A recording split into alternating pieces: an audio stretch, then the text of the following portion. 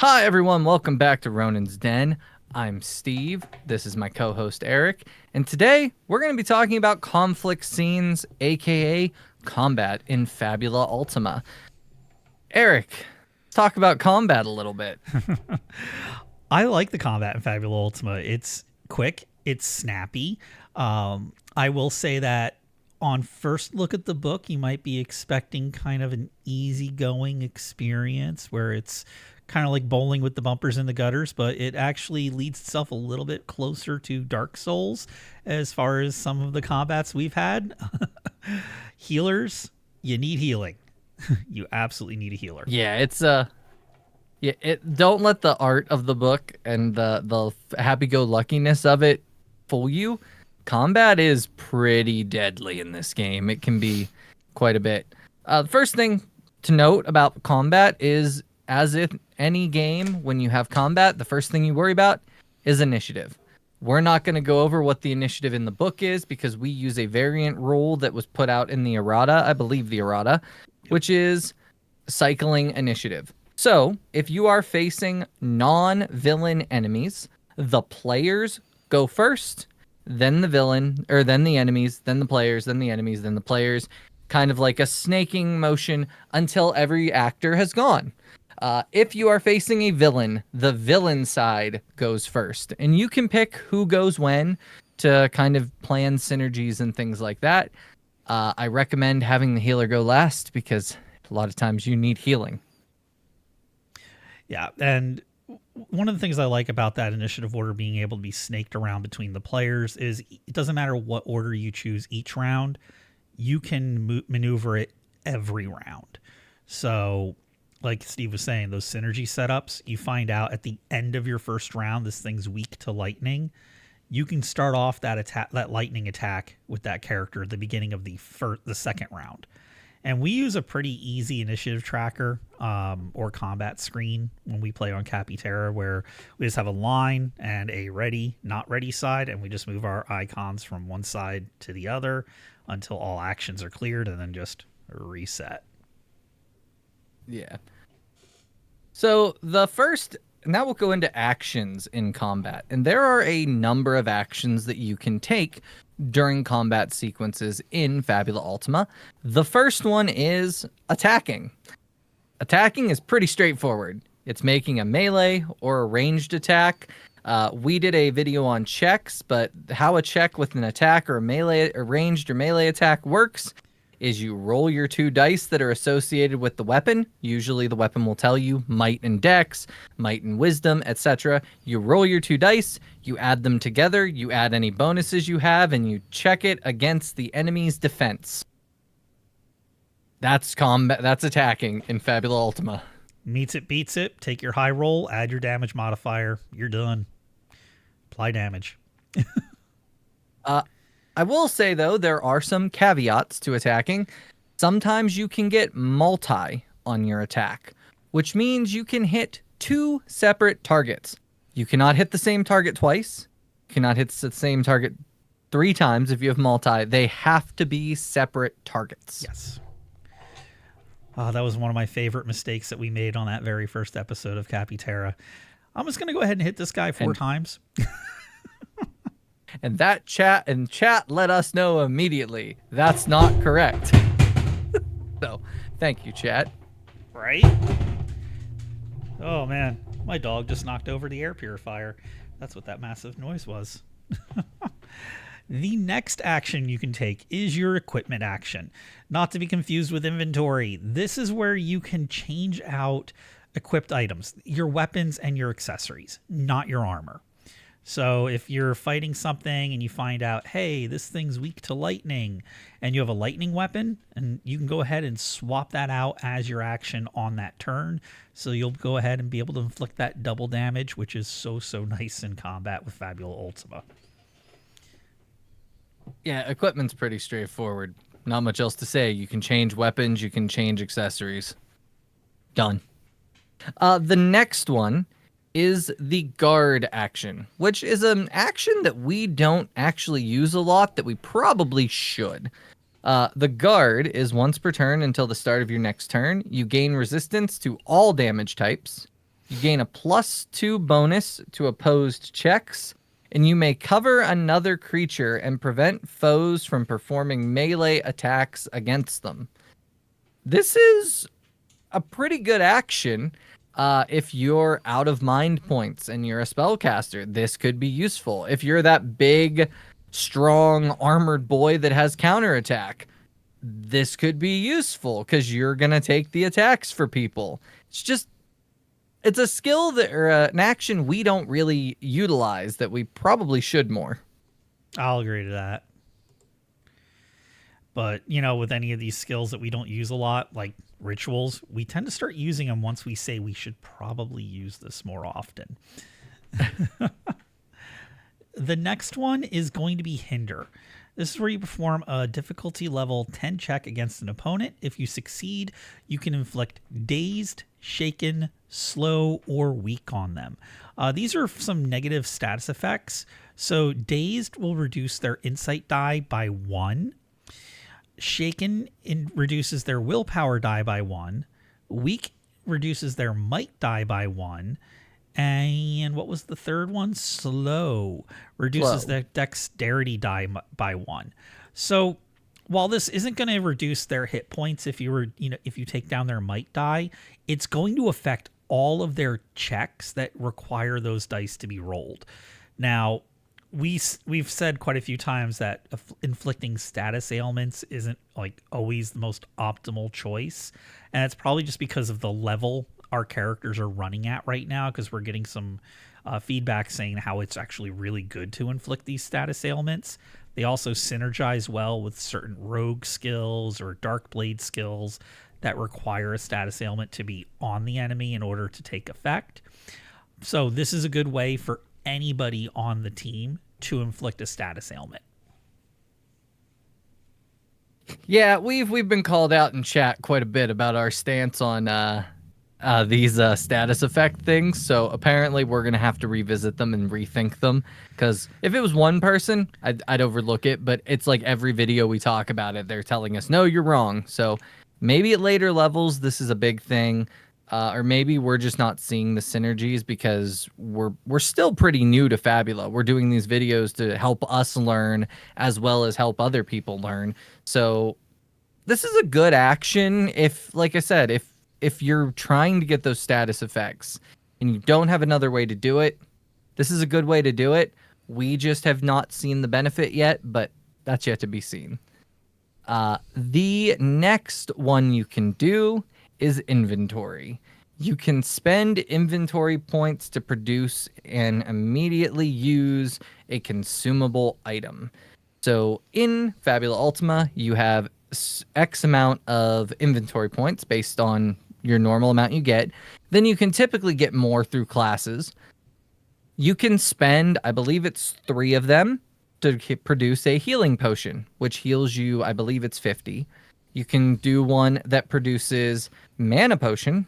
They're not called that in the game, but for simplicity, a mana potion that gives you back 50 mind points. Or you can create like an elemental bomb, which the elemental bomb seems not as useful, but it deals 10 damage. And if you have an enemy that you know its vulnerability, that could be more damage than you can put out with your physical or ranged attack. So don't sleep on it, is what I'm trying to say there. Yeah, and there are 2 other items that you use inventory points to make. One of them is something you would use in combat as well, which is called a tonic. It allows you to recover from a single status effect. And the other one is your magic tent. Tonics cost 2, your magic tent cost 4 points. And that's going to instantly restore all of your hit points and your mind points when you're out in the wilderness. So those are the last 2 on there.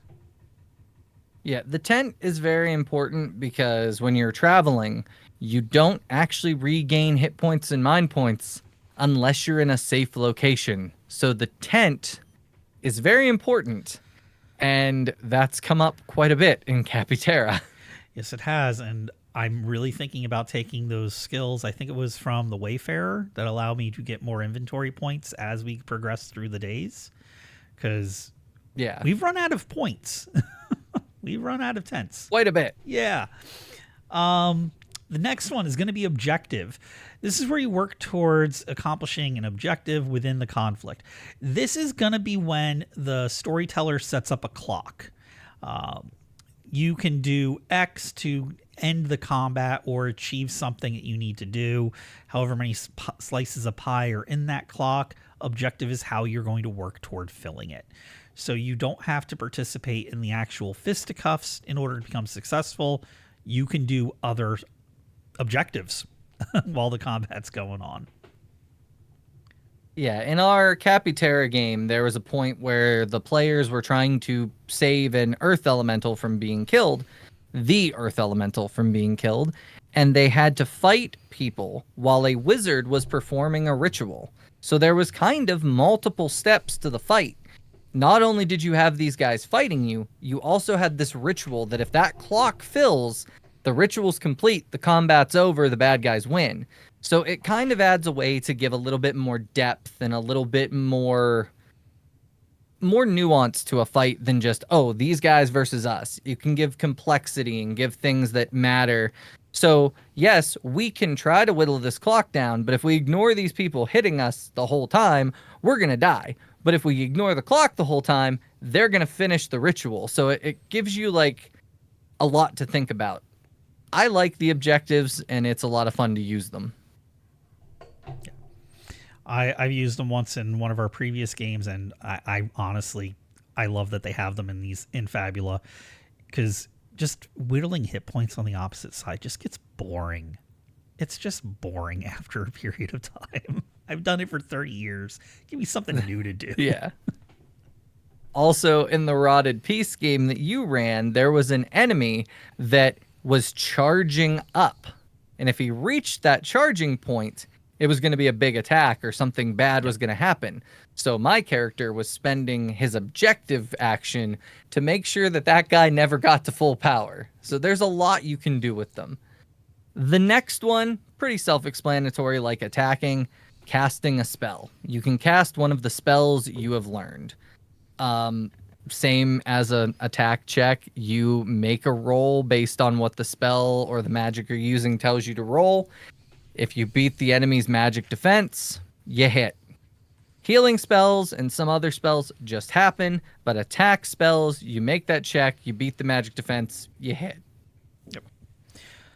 And I also recommend having a plethora of different types of spells, because those vulnerabilities are very important. And if you find a vulnerability, like say to thunder, and you have a thunder spell, you can do a ton of damage.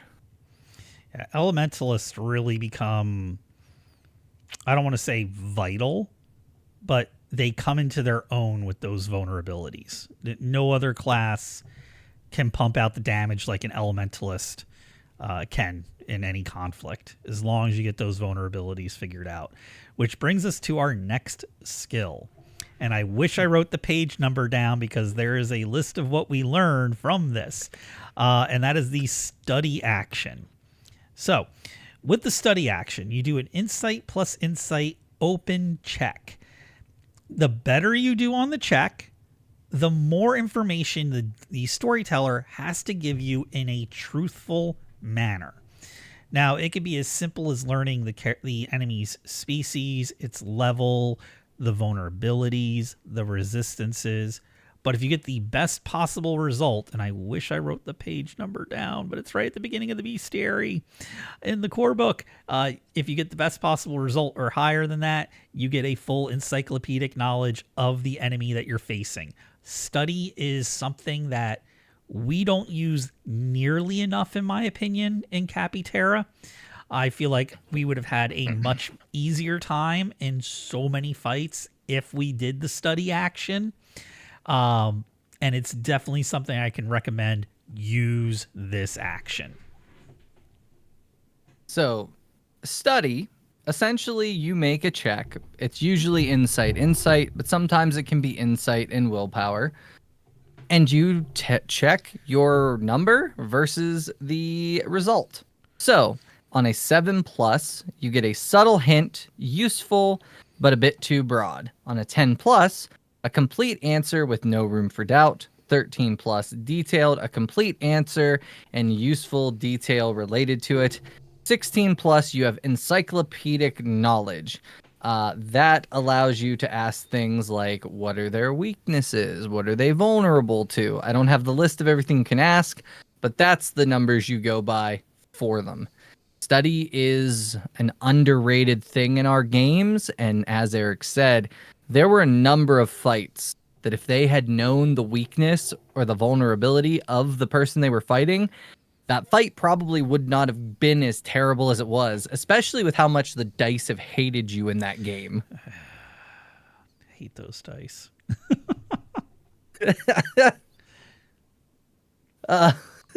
Yeah, the dice have been very, very rude to our players of Capiterra.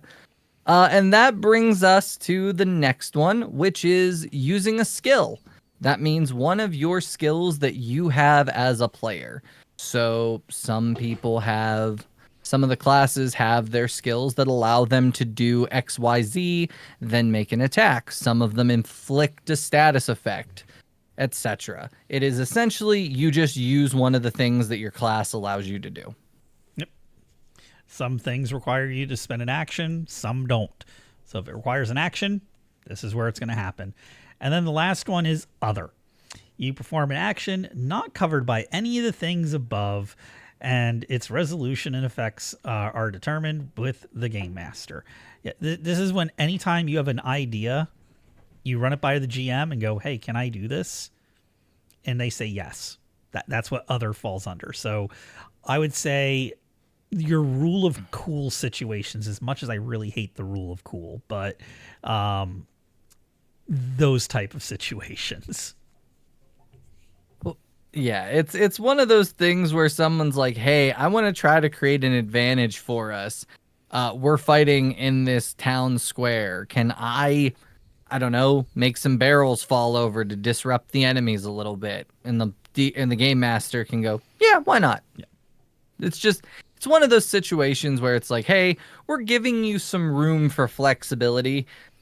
I think it's only come up maybe once or twice in all of the games that we've played. And yeah. Kind of that. I'd say everything else fell underneath and the spend a Fabula point to inject a story element. Yeah. So, ladies and gentlemen, that's combat. Those are the actions you can take. That's how you do them. I don't really have anything else to say about it. What about you, Eric? Neither do I. I mean, that's your conflict scenes in Fabula Ultima. I will say, when you compare combat in Fabula Ultima to a game like 5th edition D&D or Pathfinder, it is generally a much quicker, smoother process than a combat in 5th edition or Pathfinder. You aren't going to be running into a lot of half-hour, 45-minute, hour-long combat scenes in Fabula Ultima. If done right, balanced right, which the book does a pretty good job of teaching you how to balance these combats, in my opinion. It's one of the few games whose mechanic for balancing works well. If you balance your combats well, if the players are using the resistances and vulnerabilities that they're learning, combats should last around 3 to 5 rounds total.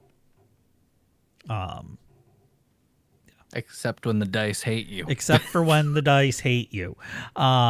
But that being said, yeah, that's the last thing I want to say about combat in Fabula Ultima. It's quicker, it's snappier, it's a lot more fluid, and it gives the players more control over the outcomes than a lot of other traditional games.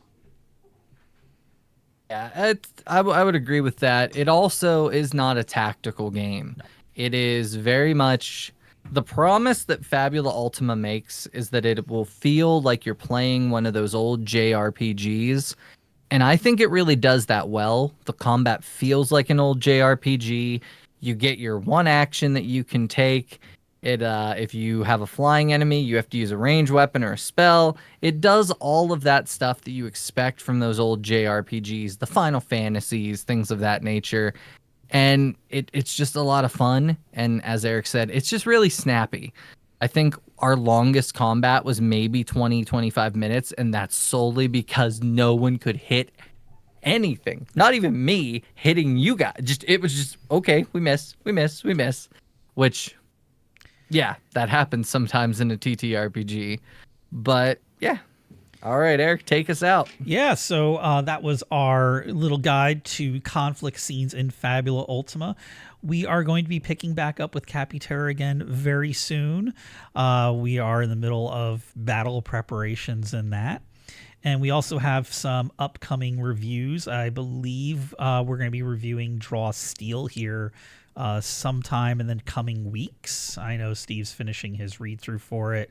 I just started reading the system, and there's a lot to talk about there.